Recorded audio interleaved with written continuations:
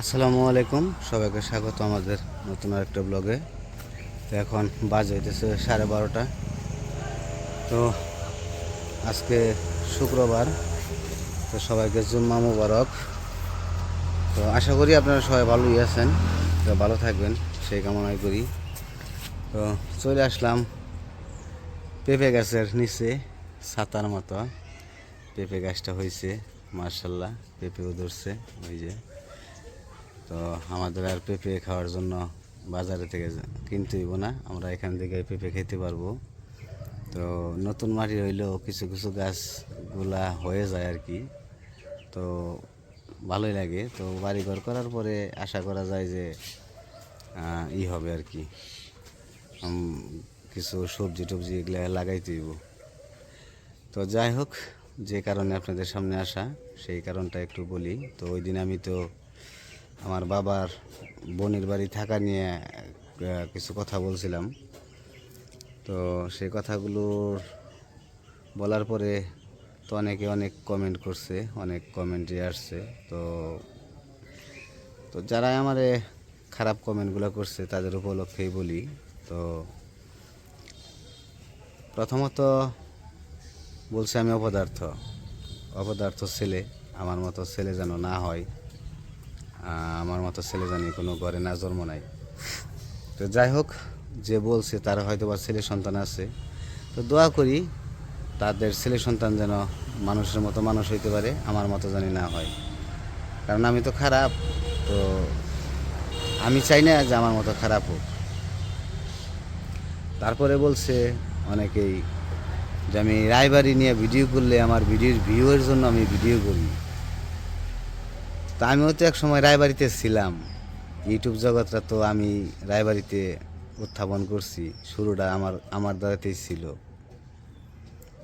তো এখন বর্তমানে রায়বাড়ি তা আমি নাই, তো আরও কয়েকজন আছে, এরা এখন সেরা। তো সবাই তো আর সব সময় এক জায়গায় থাকে না, ভাগ্যের পরিহাস, পরিণতিতে কিছু সময় কিছু জায়গা পরিবর্তন হয়ে যায়। তো সেটা মানেন কি না জানি না, সেটা হচ্ছে উপরওয়ালার দান, আল্লাহর দান। তো হয়তো বা আমার রেজিক ওই জায়গায় ওই কয়েকদিনই ছিল, তো সেই কারণে আমি চলে আসা করছি। আর আমার চলে আসার কারণটা আপনারা অনেকেই জানেন, যারা আমার পুরনো দর্শক যারা আছেন তারা সব কিছুই জানেন ডিটেলস, আমি কেন বাড়িঘর ছাড়ছি, কেন আমার বাড়িঘর ছাড়তে হয়েছে। তো আমি বাড়িঘর ছেড়ে চলে আসছি। তো অনেকে বলছে যে আমি শ্বশুরবাড়ির জমিনের লোভে বাড়িঘর ছাড়ছি। তো আসলে কি, আমি কোনো সময় কোনো কিছুতে লোভ করি না। তো লোভ করার অভ্যাসটা আমার নাই, আমার অন্যের কোনো জিনিসের প্রতি কোনো লোভ নাই, টাকা পয়সার প্রতিও লোভ নাই, কোনো কিছুর প্রতি লোভ নাই। তো অনেকে আমাকে খারাপই বলে বেশি, আমার ভিডিও দেখতে চায় না, আমার ভিডিও ভালো লাগে না। তো এক সময় কিন্তু আমার ভিডিও জনপ্রিয় ছিল, মোটামুটি ভালোই ছিল, আমার ভিডিও মানুষ প্রচুর দেখতো, ভালো লাগতো, তো আমার অনেক সম্মানও করতো। তো আমি ধর্মান্তরিত হওয়ার পরে মানুষ আমারে ঘৃণা করে। তো আমি মনে করি যে ধর্ম বিষয়টা মানুষের হিংসা করাটা ঠিক না, এটা আমার মনে হয় আর কি। তো অনেকে হয়তো বা হিন্দু দর্শকরা আসছেন, আবার মুসলিম যারা দর্শকরা আছেন তারাও আমার গালিগালাজ করেন। তো যাই হোক, গালিগালাজ যেহেতু শোনার আমার ভাগ্য, ওখানে শুনতে কিছু করার নাই। তো আপনারা যারা সঠিক মানে সত্যিটাও যদি জানেন, আমি যদি আপনাদের সত্যিটাও দেখাই যে না এই জিনিসটার জন্য আমার এরকম হয়েছে, কিংবা আমি বাড়িঘর কেন ছাড়ছি, আমার কি জন্য আমি আপনাদের কাছে এত অপরাধী, তবুও আপনারা বিশ্বাস করবেন না। তার তবুও বলবেন যে আমি মিথ্যা কথা বলছি, মিথ্যা। তো আরেকজনে বলছে, কমেন্টে বলছে যে আপনি আপনার বোনেরে কিংবা আপনার বাপেরে ভিডিও করে বলতে বললেন, যে একটা ভিডিও করতে বললেন আপনার নিয়ে, তাহলে আমরা বিশ্বাস করব। তো আসলে সব কিছু কিন্তু ভিডিওর মাধ্যমে দিলেই হয় না, কিছু কথা মানুষের মুখেরও বিশ্বাস রাখতে হয়। তো আমি আমার বাপেরে ভিডিও করবো, আমার বোনের ভিডিও করবো, এই জিনিসটা হয়তোবা তারাও পছন্দ নাও করতে পারে, আমার বোনও পছন্দ নাও করতে পারে, ভিডিও নাও করতে দিতে পারে। তো সেই কারণে ওই রকমভাবে ভিডিও করা হয় না, কিন্তু আমার সাথে যোগাযোগ হয়, কথা হয়, সব কিছু ঠিকঠাক হয়। তবে বেশি দিন না, আরও কিছু দিনের ভিতরে আপনারা হয়তোবা জানতে পারবেন যে আমি সত্যি না মিথ্যা, আমি সঠিক না বেঠিক, সবই আপনারা জানতে পারবেন। কারণ সত্য কখনোই চাপা থাকে না, সত্য একদিন না একদিন উদ্ঘাটন হইবই। আপনি যতই চেষ্টা করেন সত্যরে লুকিয়ে রাখা যায় না, সত্য প্রকাশ হয়। তো আমি মনে করি যে আমি অপরাধ করি নাই। আমি অপরাধ যদি করতাম সেটা হলো আমি প্রেম করে বিয়ে করছি, প্রেম করে বিয়ে করে আমার যেটা সন্তান হয়েছে, সংসার করতেছি। তো আমার 12 বছর প্রায় হয়ে গেছে আমার বিয়ের বয়স। তো আমি যদি আমার বউ সন্তান ছাইড়ে দিতামও, তাহলে আমার 4টা জীবন নষ্ট হয়ে যাইত। তাহলে কিন্তু আমি তার চেয়ে বেশি অপরাধী আপনাদের কাছে হইতাম। তখনও আপনারা আমার অপরাধী আরও বেশি ভাবতেন, এখনও ভাবেন অপরাধী, কিন্তু তখন বেশি ভাবতেন। মানুষের জীবন নষ্ট করা একটা অপরাধ, মানুষকে কষ্ট দেওয়া একটা অপরাধ, মানুষে অবিশ্বাস করা একটা অপরাধ। তো আমি বিয়ে করার পরে আমার বউরে কোনো দিন অবিশ্বাস করি নাই, সবসময় বিশ্বাস করি। আমি জানি আমার বউ কীরকম। আমার বউ আগের মতো, আগের মানুষের মতো, বর্তমান যুগের মতো না, স্ট্যান্ডার্ড ওই রকম স্মার্ট ওই রকম কিছু না, সাদাসিধাভাবে থাকে, সব সময় আমার মতো করেই থাকে। তো আমরা ভালো আছি, আমরা খুব সুখে আছি, ভালো আছি। তো আপনাদের কাছে খারাপ হয়ে গেছি, সেটা আমার ভাগ্যে লেখা ছিল। তো ভাগ্য জিনিসটা কথা বললে অনেকে আমাকে বলে যে ভাগ্য নিজের হাতে তৈরি করছো। তো যারাই বলেন ভাগ্য কোনো দিন নিজের হাতে তৈরি করা যায় না। উপরে যে একজন আছেন, যে সৃষ্টি করছেন, সৃষ্টিকর্তা, যে জন্ম মৃত্যু বিয়ে যার হাতে, যে জন্ম দিছে, যার মায়ের পেটে থেকে জন্ম নিচ্ছেন, তো সেটা কিন্তু সৃষ্টিকর্তার হাতেই।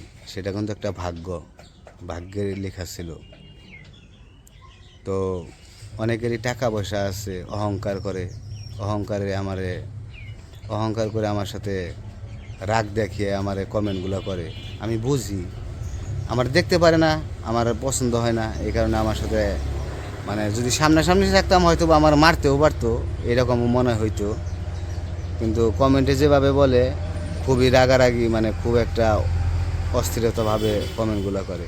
তো যাই হোক, আমি কিছু মনে করি না, কারণ যেহেতু আমি অপরাধী আপনাদের কাছে, আর আপনাদের আমি যদি সত্যিটাও দেখাই আপনারা বিশ্বাস করবেন না, সেটাও আমি জানি। তো আমি নাকি আমার বাবারে দেখি নাই, আমার বাবারে কিছু করি নাই, আমার বোনেরে কিছু করে দেয় নাই।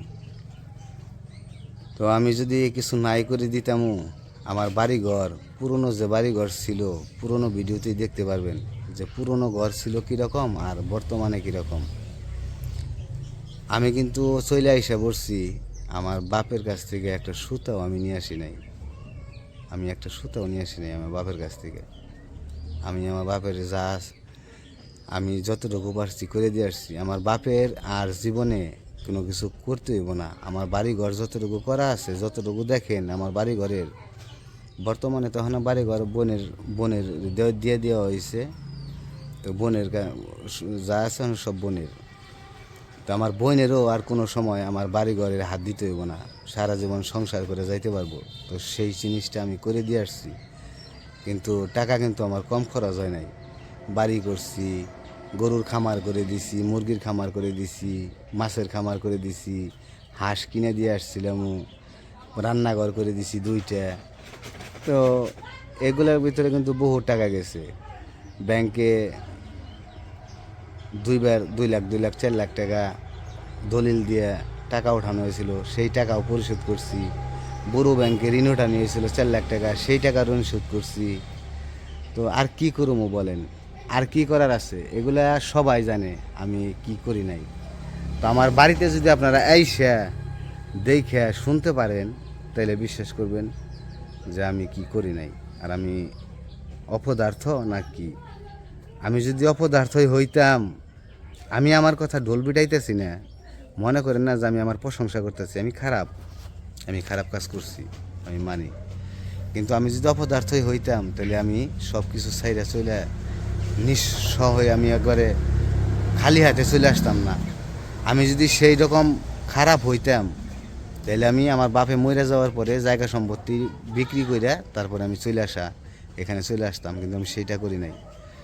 আমার বোনের কাছে সম্পত্তি আছে, বোনের সম্পত্তি পাক, বোনের ভাগ্নি আছে, এরা সুখে থাকুক, বাবার এনে ভালো থাকুক, শান্তিতে থাকুক, এইটাই আমি কামনা করি, সুস্থ কামনা করি, তারা সুস্থভাবে ভালো থাকুক।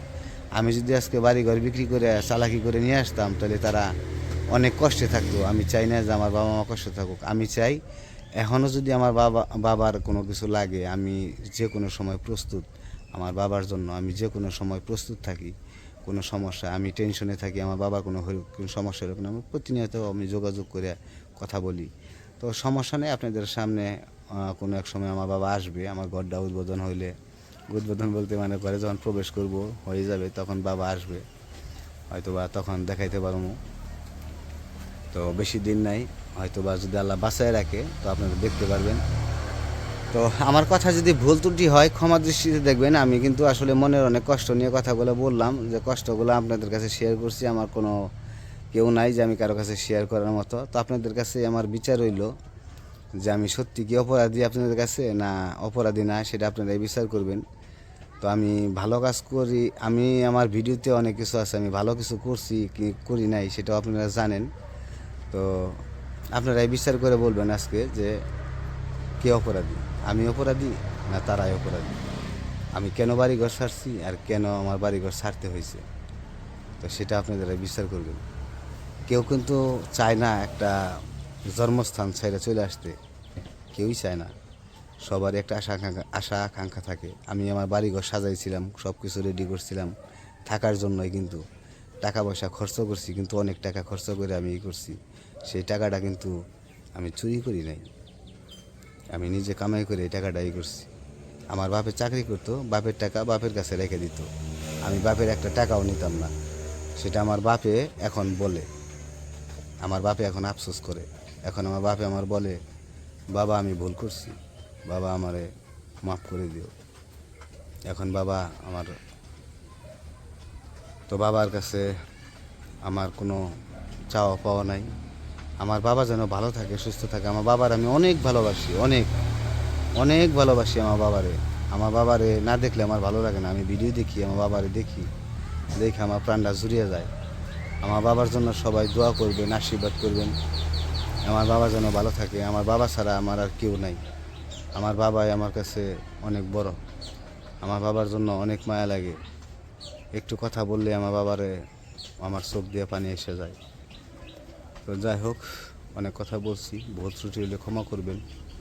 তো যাই হোক, সব কিছুই বললাম।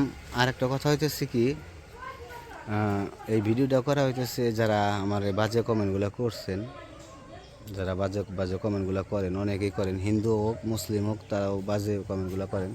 তো তাদের জন্য আর কি কথাগুলো বলা। তো অনেকে আমাকে অপদার্থ মানুষ অনেক কিছুই বলে। তো আসলে মানুষ হইতে পারুম কিনা জানি না, আল্লাহ যেন আমাকে মানুষ হওয়ার সুযোগ দেন। আমি আল্লাহর কাছে প্রার্থনা করি, আপনারা দোয়া করবেন যেন আমি মানুষ হইতে পারি। যদিও আপনাদের কাছে আমি খারাপ, আমি যেন ভালো হইতে পারি, ভালো থাকতে পারি। তো আমি ভালো না খারাপ সেটা আমি জানি, তারপরেও আপনাদের কাছে যেহেতু খারাপ, আপনারাই আমার জন্য দোয়া করবেন যেন আমি ভালো হইতে পারি। তো এইটুকুই বলার আর কি। তো ভালো তো আর কোনো দিন নিজে সাজা যায় না, যে বলে না লোকে নিজে যাকে বড় বলে বড় সে নয়, লোকে যাকে বড় বলে বড় সে হয়। তো আমি নিজেকে বড় বলবো না, লোকে যদি আমাকে বড় বলে সেটাই আমি আমার অনেক কিছু চাওয়া। তো যাই হোক, ভালো থাকুন, সুস্থ থাকুন, আল্লাহ হাফিজ।